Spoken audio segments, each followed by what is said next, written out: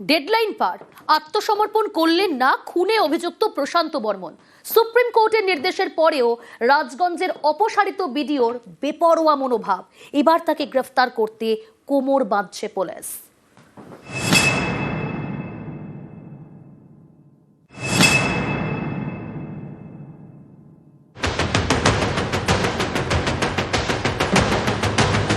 তার বিরুদ্ধে সোনা ব্যবসায়ী খুনের অভিযোগ, পুলিশের হাতে ভুরি ভুরি প্রমাণ।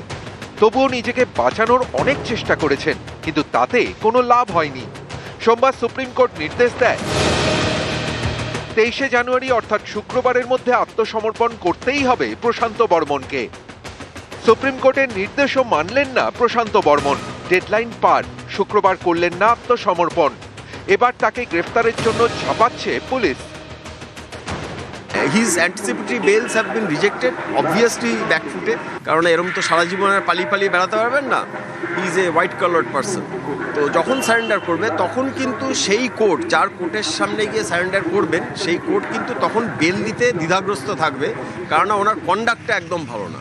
গ্রেফতারে বাধা এই মুহূর্ত কেন, যখন থেকে এফআইআর হচ্ছে তখন থেকেই কোনো বাধা ছিল না। পুলিশ চাইলে, পুলিশের পাওয়ার্সের ভেতরে আছে, গ্রেফতার করতে পারে। এবার পুলিশের কোর্টে বল। এবার গ্রেফতারি পরোয়ানা চেয়ে আদালতে আবেদন করতে পারে পুলিশ। মঞ্জুর হলেই প্রশান্ত বর্মনকে গ্রেফতার করা হবে। প্রয়োজনে প্রশান্ত বর্মনকে পলাতক দেখিয়ে প্রোক্লেমেশন ইস্যু করা যাবে। সেক্ষেত্রে পাসপোর্ট বাজেয়াপ্ত করা যাবে। প্রশান্ত বর্মনের সম্পত্তিও বাজেয়াপ্ত করতে পারবে পুলিশ। পুলিশের অ্যাপ্লিকেশন করতে হয় for issuance of the warrant. সেই ওয়ারেন্টে ইস্যু করবে হচ্ছে ট্রায়াল কোর্ট, যার কাছে মামলাটা পেন্ডিং আছে। এক্সিকিউট করবে পুলিশ, যার এগেনস্টে ওয়ারেন্ট ইস্যু হয়েছে তাকে অ্যারেস্ট করা। সেইটা যদি না অ্যারেস্ট করতে পারে তাহলে সেই রকম গিয়ে রিপোর্ট করবে কোর্ট, তারপরে বিচার করবে যে তারপরে ওনাকে প্রোক্লেম দেখিয়ে ট্রায়াল চলতে পারে। পুলিশ জানতে পেরেছে ভিন রাজ্যে গা ঢাকা দিয়েছেন জলপাইগুড়ির রাজগঞ্জের অপসারিত বিডিও। সুপ্রিম কোর্টের নির্দেশ থাকা সত্ত্বেও আত্মসমর্পণ করেননি প্রশান্ত বর্মন। এবার কি তার গ্রেফতার হওয়া শুধু সময়ের অপেক্ষা?